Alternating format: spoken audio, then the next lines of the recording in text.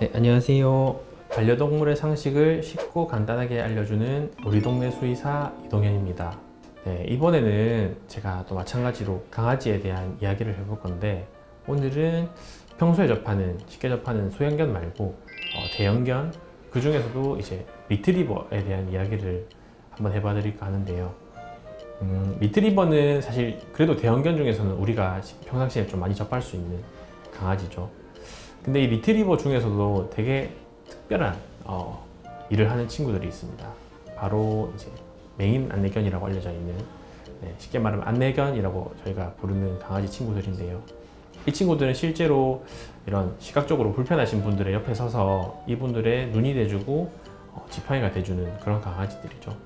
그래서 저도 실제로 진료하면서 이 안내견을 한 번 딱 본 적이 있어요.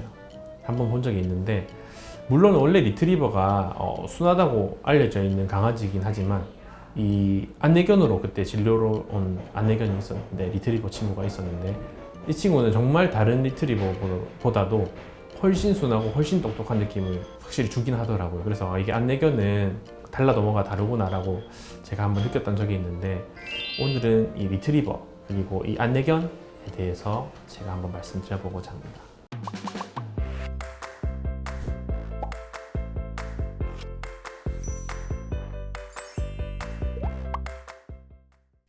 평상시에 안내견을 보신 적이 있으신 분들도 있으시고, 아마 한 번도 못 봤다 하시는 분들도 계실 텐데, 보통 일반적으로 이제 보행할 때 좀 저희가 한 번씩 볼 수 있습니다. 근데 이 리트리버가 안내견이 될 때는 그냥 이 친구 똑똑하니까 안내견으로 만들자, 이렇게 해서 그렇게 쉽고 간단한 과정을 통해서 되는 건 아니고요. 처음부터 이 좀 복잡한 과정들이 있습니다. 제가 몇 가지를 조금 말씀드려 볼게요. 일단 첫 번째로, 안내견은 사실 우리나라는 여러 강아지 품종이 있는데 왜 하필 리트리버냐, 말티즈도 있고 푸들도 있고 많이 키우고 똑똑한 애들 많은데 왜 하필 리트리버냐 라고 하시면은, 일단은 이 안내견이 되는 기준들이 몇 가지가 있는데, 첫 번째로 외모라고 합니다. 외모. 그래서 우리가 흔히 생각했을 때, 아니 무슨 강아지가 안내견을 하는데 외모가 왜 중요하지? 라고 생각하실 수가 있는데, 이 강아지의 외모에서 거부감이 별로 안 들어야 된다고 합니다. 그래서 좀 온순하고 온화한 이미지를 줄 수 있는 리트리버가 다른 강아지보다 좀 많이 선호가 되기 때문에 안내견으로 좀 많이 꼽힌다고 하고요. 두 번째로는, 안내견은 말 그대로 이 친구가 끌어주는 대로 이 눈이 불편하신 분들이 따라가는 역할을 하기 때문에 어느 정도 덩치가 있어야겠죠. 소형견들은 별로 약하게 당기면 잘 안 느껴질 거잖아요, 그렇죠? 그래서 아무래도 좀 덩치가 큰 애들 중에서 제일 온화하고 온순한 이미지를 갖는 강아지, 그래서 리트리버가 이 안내견으로 가장 많이 활용이 된다라고 합니다. 그리고 처음에 리트리버를 이제 여러 마리가 있을 텐데, 이 중에서 안내견으로 조금 교육시킬 애들을 선정할 때도 최대한 이 어미견, 모견 혹은 아빠가 되는 강아지가 똑똑하고 성격이 좋은 친구들한테서 나온 아기 리트리버들이 안내견이 될 가능성이 높다고 알려져 있습니다. 그래서 이러한 친구들을 태어나고 나서 7주 동안 이 교육을 하는 학교에서 훈련을 시킵니다. 그래서 이 7주 동안 훈련을 시킨 다음에 이 학교에서 계속해서 교육을 시킬 수가 없습니다. 그래서 이 다음 과정은 한 8주령부터 거의 대략 한 1년 정도를 쉽게 말하는 우리가 흔히 말하는 일반인 분들, 자원봉사자라고 저희가 이제 검색했을 때 나왔었는데, 그분들 집에서 1년 동안 생활하면서 이런저런 훈련하고 사회와도 좀 적응을 하고, 그렇게 해서 1년 정도 지낸 이후에 다시 학교에 돌아와서 교육을 다시 몇 달 동안 더 받은 다음에 거기서 이제 최종 평가를 쳐서 거기서 합격한 친구들만 이제 안내견이 될 수 있는 시스템이라고 합니다.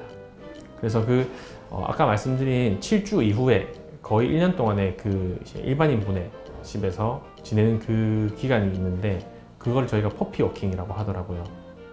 근데 이때 그 자원봉사자가 되시는 분들도 그냥 나 해보고 싶어요 라고 해서 다 할 수 있는 게 아닙니다. 이분들도 조건이 있어요.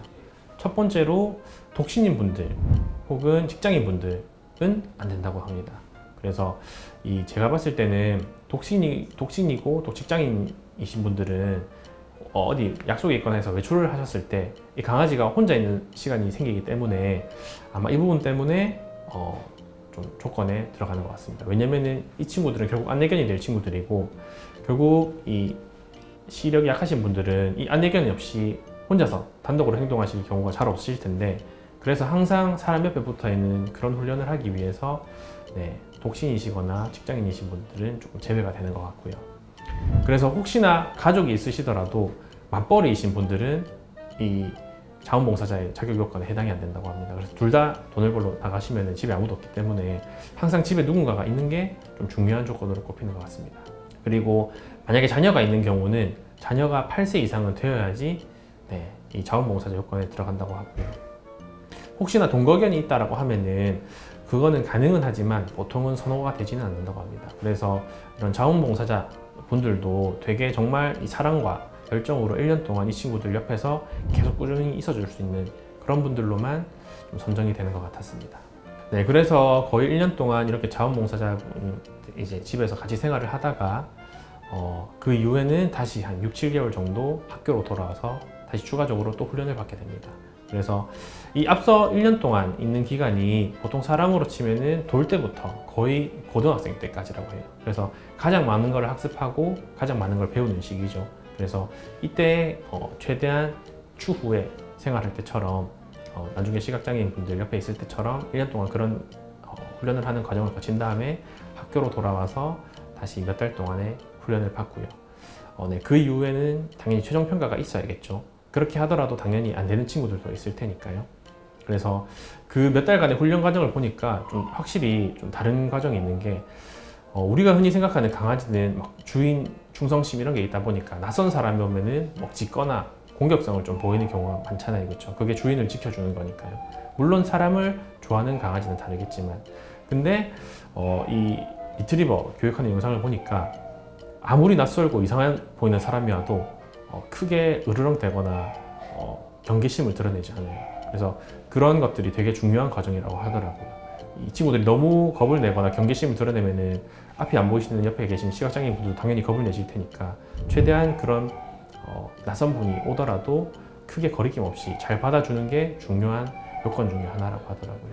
그래서 그런 여러 가지 교육을 거친 다음에 최종평가를 치고, 실제로 최종평가가 그렇게 열심히 훈련을 했던 친구들도 10마리 중에 3마리 정도 합격하는 한 30% 정도의 합격률만 보인다고 해요. 그러니까 말 그대로 70%는 그러면은 안내견이 되지 못하는 거죠. 그래서 안내견이 된 친구들은 9살까지 안내견으로서의 역할을 충실히 수행하다가 그 이후에는 이제 반려견으로서 다시 일상생활로 돌아가서 지내게 되는 거고, 안내견 시험에 떨어진 친구들은 그때부터 이제 반려견으로 제2의 삶을 시작하는 건데, 우리가 흔히 생각하는 막 시험에 떨어졌다고 슬픈 이런 감정을 이 친구들은 사실 모르겠죠. 그래서 이 친구들, 그리고 안내견으로 이 선정이 되고 여태까지 훈련을 받았던 친구들은 다른 친구들에 비해서 확실히 좀 순하고 영리한 친구들이 많아서 확실히 분양이 되는 확률이 높다고 합니다. 그래서 보통 안내견으로 훈련이 되었던 친구들, 그 중에서 시험에 떨어졌던 친구들은 웬만하면 분양이 다 된다고 해요. 시험에 붙으면은 또 열심히 시각장애인 분들을 위해서 일할 수 있는 강아지가 되는 거고, 혹여 떨어지더라도 열심히 다른 집에서 또 행복하게 지낼 수 있는 해피엔딩이죠. 그래서 지금 전국적으로 활동한다고 알려져 있는 안내견의 개체수는 총 대략 60여 마리 정도 되는데, 그러면은 분명히 시각장애인 분들은 훨씬 더 그보다 숫자가 많으실 텐데 왜 60여 마리밖에 없냐라고 하면은, 사실 이 한 마리 한 마리 만드는데 안내견을 키우는데 사실 쉽지가 않다고 합니다. 이 비용도 사실은 한 마리를 총 안내견으로 만드는데 한 1억 원에서 2억 원 정도 든다고 해요. 물론 그거에 들어가는 교육비나 이런 것들은 삼성화재에서 부담한다고 알려져 있지만, 이 아까 제가 말씀드린 학교가 삼성화재에서 운영하는 학교거든요. 그래서 그런 비용 등은 다 삼성화재에서 부담을 해주지만, 나머지 애기를 키우는 생활비 같은 거는 아까 말씀드렸던 자원봉사자분들이나 이런 분들이 조금 부담을 하시긴 하셔야 되고요. 어쨌든 한 마리 한 마리 만드는 과정이 그렇게 쉬운 절차가 아니다 보니까 제가 봤을 때는 총 개체수가 그렇게 많지는 않은 것 같습니다. 그리고 사실은 아까 전에 제가 한 9살 정도 되면은 은퇴를 한다고 말씀드렸는데, 아니 그러면은 어차피 한 마리 만든 김에 안내견으로 최대한 오래까지 일하면 되지 않느냐, 강아지들 보통 9살까지 사는 경우보다는 훨씬 더 오래 사는 경우가 많은데라고 생각하실 수가 있는데, 이 안내견도 어쨌든 이 최대한 안전하고 영리한 상태에서 활동을 해야 돼서 안전상의 문제로 보통은 한 8살에서 9살 정도 되면은 일부러 은퇴를 시킨다고 해요. 노견이 돼서 혹시나 시각장애인들을 잘 이제 인도를 잘 못할 수도 있으니까요. 그래서 그런 이유들로 해서 좀 은퇴도 일찍 한다고 알려져 있습니다. 네, 그래서 오늘은 리트리버, 그 중에서도 리트리버가 이제 안내견이 되는 과정이나 그런 사항들에 대해서 한번 말씀을 드려봤고요. 오늘 저희 얘기가 재밌으셨다면 구독과 좋아요 부탁드리겠습니다. 감사합니다.